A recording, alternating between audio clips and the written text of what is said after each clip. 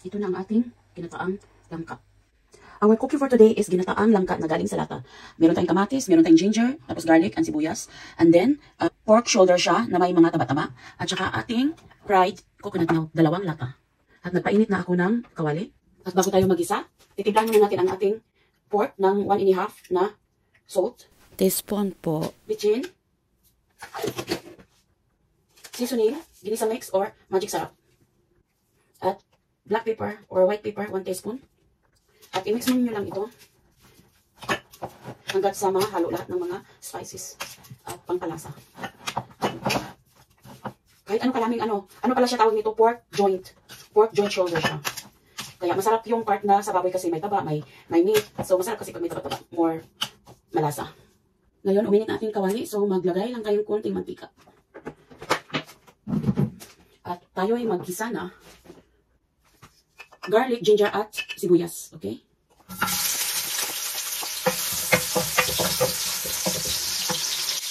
At ngayon, isusunod natin ang ating kamatis. Takpan natin para maluto. Okay? Ngayon, nagpakamalay na siya. Ilunod natin ating pork. Tapos lagyan natin ito ng water.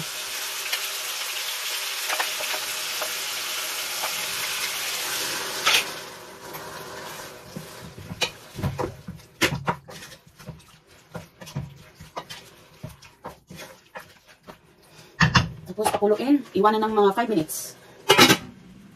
Okay, kumulo na siya.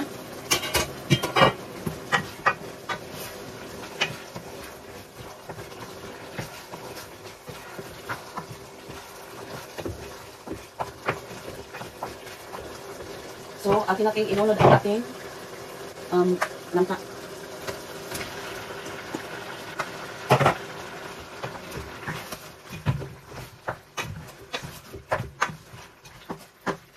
Tapos, isabay na natin ang ating itong coconut, okay?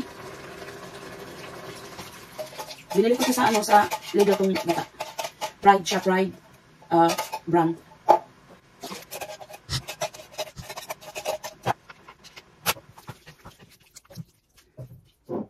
Sabay, patis.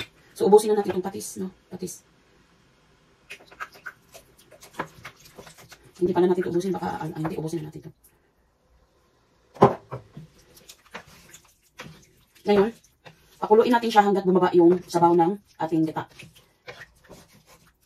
Okay? Tapos mamaya, ilagyan natin ng green na sili.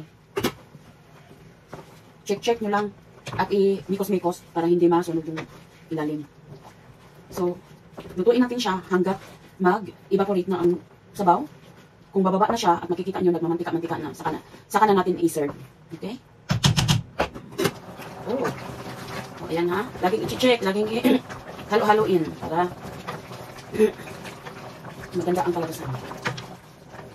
Marami pa siyang sabaw. Pangatlong mikos-mikos ko to. Basta tsaga lang, tsaga.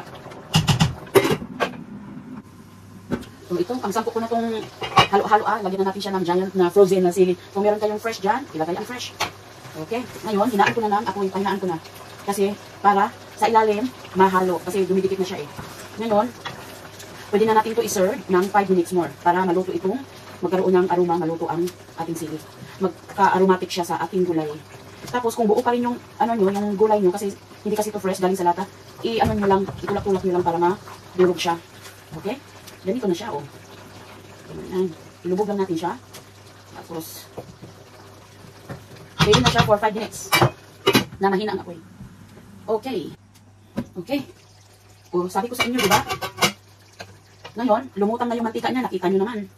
Nakikita nyo. So, ganito ang proper na process sa pagluto ng gulay. Kahit anong gulay, laing, puso ng saging, ito, langka. So, ganito ang dapat ang ating itsura ng ating ulam. Ganito. So, ngayon, mananghalian na tayo. O, diba? Ang bango niya kasi may sili. Ito na ang ating kinataang langka.